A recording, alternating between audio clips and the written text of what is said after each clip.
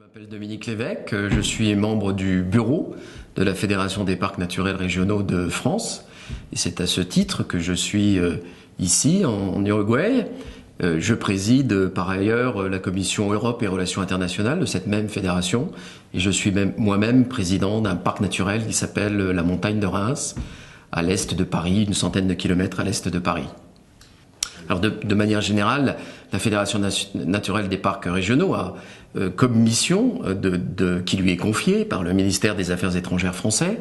ou bien d'ailleurs dans le cadre d'une coopération que nous avons avec l'AFD, l'Agence française de développement, de faire en sorte que le modèle, entre guillemets, moi je parle plutôt d'une méthodologie des parcs naturels régionaux français puissent être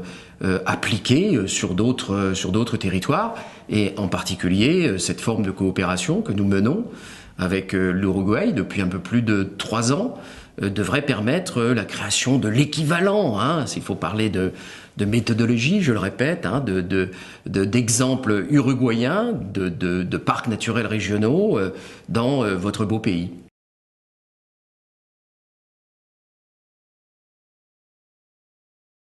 Oui, je pense que c'est une expérience tout à fait intéressante. De la même manière qu'en France, nous essayons de fédérer les espaces protégés, que ce soit les parcs naturels régionaux français, les parcs nationaux aussi. De la même manière qu'en Europe, il existe un organisme qui s'appelle Europarc, qui fédère l'ensemble des territoires protégés, des aires protégées en Europe. Il est juste utile que le SNAP puisse fédérer l'ensemble des aires protégées en Uruguay, en espérant que celles-ci vont se multiplier de façon à ce que le territoire de l'Uruguay soit non pas couvert,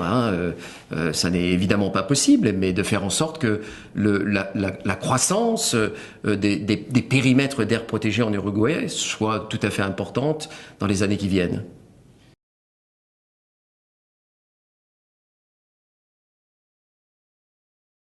Alors, je pense qu'à l'image de ce que peut être la gouvernance dans les parcs naturels régionaux français, il s'agit, comme disent les anglo-saxons, bottoms up, de faire en sorte que l'expression du territoire, le rôle joué par les individus, mais aussi les associations, les municipalités, quand il y en a, les départements, quand il y en a, l'ensemble des pouvoirs locaux puissent se retrouver autour d'une charte, nous appelons ça charte en France, carta peut-être en espagnol, et puissent permettre effectivement une gouvernance intelligente. Nous avons une devise sur les parcs naturels régionaux français qui consiste à dire convaincre plutôt que contraindre. Et je pense que c'est une bonne façon de faire en sorte qu'un certain nombre de mesures qui peuvent apparaître au départ comme étant impossibles à atteindre ou qui suscitent des oppositions, soient peu à peu levées, soit permettent une meilleure expression et puissent ainsi résoudre ce pourquoi nous sommes là, c'est-à-dire favoriser le développement économique durable tout en ayant une politique de protection des paysages, de la nature, du patrimoine. C'est un peu, il faut bien le dire, la quadrature du cercle, mais c'est un superbe objectif et je crois que s'agissant de territoires habités, comme le sont les vôtres, comme le sont les nôtres, c'est la meilleure façon de concilier à la fois le développement durable et la protection de la nature.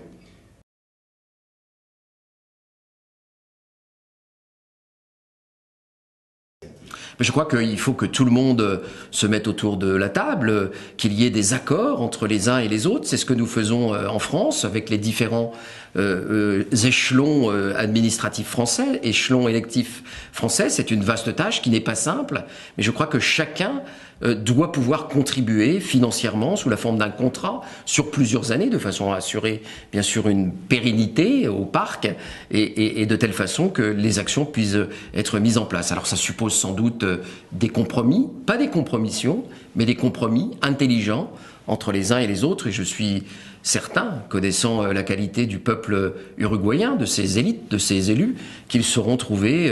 une volonté et faire en sorte de mettre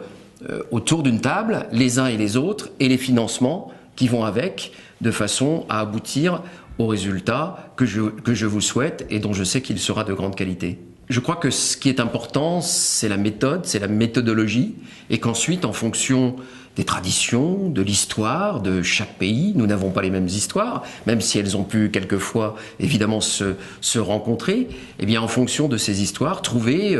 les façons de faire en sorte que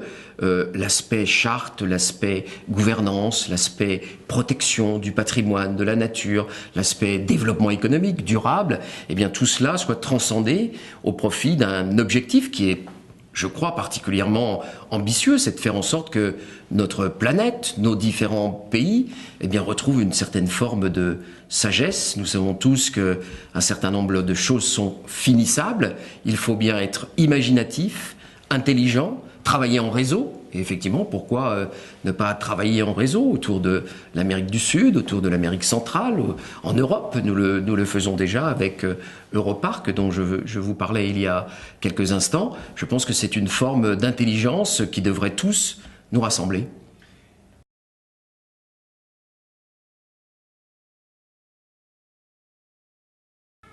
Vous savez, la Fédération nationale des parcs naturels régionaux est très souvent contactée, soit par le biais du ministère des Affaires étrangères, soit par le biais de l'AFD ou du Fonds français pour l'environnement mondial, pour travailler sur des coopérations qui sont aussi des coopérations nord-sud. C'est comme ça que nous l'appelons dans le cas de l'Afrique. Et je crois qu'il suffit d'être suffisamment inventif, imaginatif, mais aussi respectueux d'un certain nombre de traditions existantes pour trouver des formes de coopération. Je le répète, il ne s'agit pas de faire du copier-coller, comme disent les gens qui travaillent avec les ordinateurs, mais d'appliquer une méthodologie, de respecter l'histoire du pays et de trouver de nouvelles formes qui permettent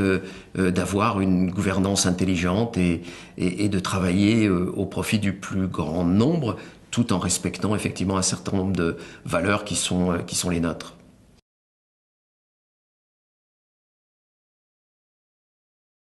Je suis très heureux d'être ici en Uruguay, de trouver des gens qui sont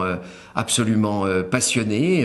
qui ont envie que les choses bougent, qui apprennent à travailler ensemble, à travailler en réseau. Et moi, je ne doute pas d'un brillant avenir pour le SNAP et pour l'ensemble des politiques environnementales qui vont être menées dans les 10 ans qui viennent ici en Uruguay.